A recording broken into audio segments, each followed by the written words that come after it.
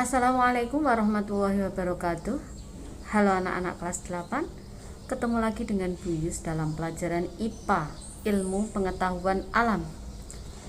Nah, pada bagian sebelumnya kita sudah belajar tentang zat aditif atau bahan yang ditambahkan secara sengaja pada makanan dan minuman. Nah, kali ini kita akan membahas tentang zat adiktif. Zat adiktif adalah zat-zat yang apabila dikonsumsi dapat menyebabkan ketagihan atau adiksi, atau ingin menggunakannya secara terus-menerus. Ketagihan. Zat aditif alami biasa dikonsumsi adalah kafein, ada di kopi, atau teini yang ada di dalam teh. Setelah kita minum kopi, badan akan terasa lebih segar disebabkan karena kerja kafein. Pernahkah kamu mendengar bahwa orang yang terbiasa minum kopi, jika tidak minum kopi akan pusing? Gejala itulah yang menunjukkan adanya ketagihan atau ketergantungan. Selain kafein, masih banyak zat adiktif lainnya. Zat adiktif dikelompokkan menjadi 3. Yang pertama narkotika, yang kedua psikotropika, dan yang ketiga zat psikoaktif lainnya. Kita bahas satu persatu. Jenis-jenis zat adiktif. Yang pertama narkotika. Narkotika merupakan zat berbahaya yang tidak boleh digunakan tanpa pengawasan dokter. Penggunaan narkotika tanpa pengawasan dokter itu melanggar hukum. Narkotika adalah zat atau obat yang berasal dari tanaman yang dapat menyebabkan penurunan atau perubahan kesadaran, menghilangkan atau mengurangi rasa nyeri, dan menyebabkan ketergantungan bagi penggunanya. Narkotika dikelompokkan menjadi 3 golongan berdasarkan potensi dalam menyebabkan ketergantungan. Narkotika golongan 1 sangat berbahaya karena berpotensi sangat tinggi menyebabkan ketergantungan. Narkotika ini tidak digunakan dalam pengobatan, misalnya heroin atau putau, kokain, dan ganja. Nah, yang kedua, narkotika golongan 2 berpotensi tinggi dalam menyebabkan ketergantungan dan dapat digunakan sebagai pilihan terakhir dalam pengobatan, misalnya morfin, petidin, dan metadon. Nah, di sini gambar 5.11 menunjukkan kemasan morfin dan metadon yang biasa digunakan dalam pengobatan atau medis. Barang ini tidak boleh dibeli dan digunakan tanpa resep dokter. Nah, kita lihat gambarnya. Ini yang A adalah morfin, yang B metadon dalam kemasan serta struktur kimianya. Jadi yang ada di kanan kiri itu adalah struktur kimia morfin dan metadon. Narkotika golongan 3 itu berpotensi ringan dalam menyebabkan ketergantungan dan banyak digunakan dalam pengobatan, misalnya kodein. Penggunaan narkotika itu sangat berbahaya pada kesehatan, sehingga penyalahgunaan narkotika dapat merusak masa depan generasi muda. Hindarilah dan jauhi zat-zat yang terkait dengan narkotika. Oke. Nah, di sini ada kata-kata tahukah kamu? Barang siapa dengan tanpa hak dan melawan hukum menggunakan narkotika golongan 1 bagi diri sendiri itu dipidana penjara paling lama 4 tahun, golongan 2 tahun, dan golongan 3 1 tahun. Itu menurut Undang-Undang Narkotika pasal 85. Nah, Barang siapa dengan tanpa hak dan melawan hukum menggunakan narkotika terhadap orang lain atau memberikan narkotika golongan 1 untuk digunakan orang lain, dipidananya paling lama 15 tahun dan denda paling banyak 750 juta rupiah, golongan 2 10 tahun dan denda 500 juta. Apa untungnya, ya kan? Nah, penjara semua baik untuk diri sendiri. Nah, untuk yang golongan 3 5 tahun, dendanya 250 juta. Itu Undang-Undang Narkotika pasal 84. Nah, artinya narkotika baik digunakan untuk diri sendiri aja dipenjara. Gimana dengan orang lain? Jadi hindarilah narkotika. Yang kedua, psikotropika. Narkotika dapat menyebabkan seseorang itu kehilangan kesadaran dan ketergantungan. Zat lain yang berbahaya adalah psikotropika. Zat ini merupakan obat yang berkhasiat psikoaktif yang mengurangi mental atau perilaku seseorang. Misalnya orang sulit tidur. Bila minum obat tidur golongan psikotropika dapat menyebabkan tidur nyenyak. Oleh sebab itu, penggunaan psikotropika ini juga harus sesuai dengan resep dokter. Psikotropika dikelompokkan menjadi 4 berdasarkan potensi dalam menyebabkan ketergantungan. Psikotropika golongan 1 berpotensi sangat kuat menyebabkan ketergantungan dan tidak digunakan sebagai obat. Misalnya ekstasi, MDMA, metil dioksi metamfetamin, LSD, lisergic acid diethylamiid, dan STP atau DOM, DOM, dimetoksi alfa dimetil penetilamina. Psikotropika jenis yang kedua berpotensi kuat menyebabkan ketergantungan dan sangat terbatas digunakan sebagai obat. Misalnya untuk yang golongan 2 itu amfetamin, metamfetamin, phencyclidine, dan Ritalin. Kalau yang psikotropika jenis 3 berpotensi sedang menyebabkan ketergantungan dan banyak digunakan sebagai obat. Contohnya adalah pentobarbital dan flunitrazepam. Nah, itu kalau yang psikotropika jenis 4 itu potensi ringan dalam menyebabkan ketergantungan sehingga dia bisa digunakan sebagai obat. Misalnya diazepam,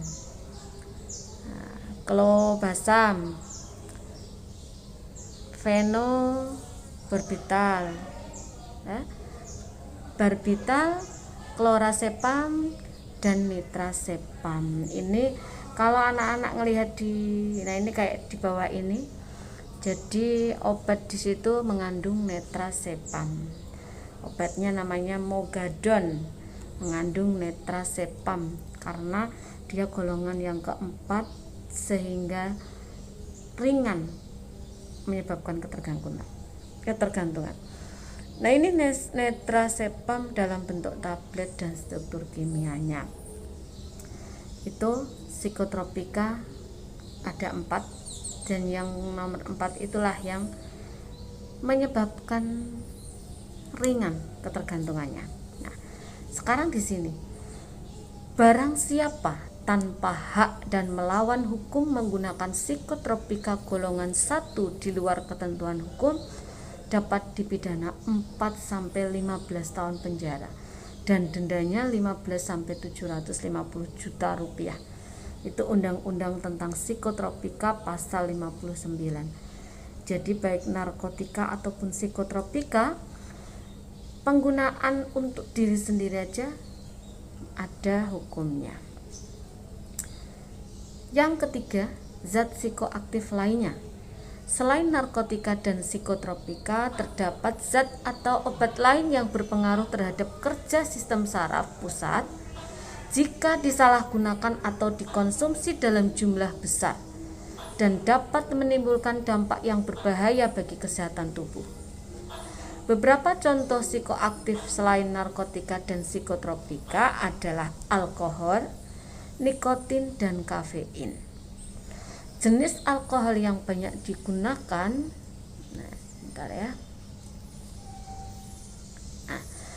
jenis alkohol yang banyak digunakan yaitu etanol, C2H5OH.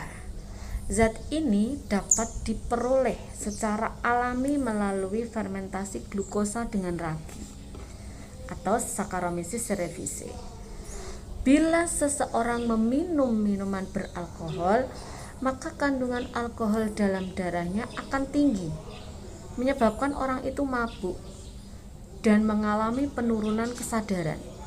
Oleh sebab itu, orang yang mabuk tidak boleh mengendarai kendaraan. Nah, selain etanol, salah satu jenis alkohol yang lain adalah metanol, yang biasa digunakan pada industri sebagai pelarut zat tertentu. Nah, dalam kehidupan sehari-hari, metanol ini dikenal dengan nama spiritus.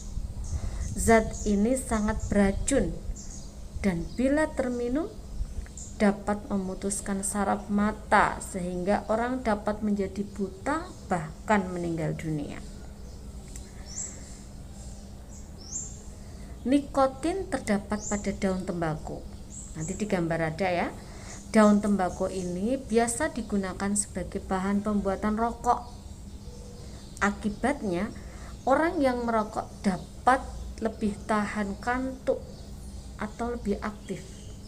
Namun demikian, merokok berbahaya bagi kesehatan karena dapat menyebabkan kanker tenggorokan dan kanker paru-paru. Coba kamu perhatikan kemasan rokok. Pada kemasan rokok selalu ada peringatan, merokok dapat membunuhmu. Nah, ini adalah gambar daun tembakau dan struktur senyawa nikotin yang terkandung di dalamnya.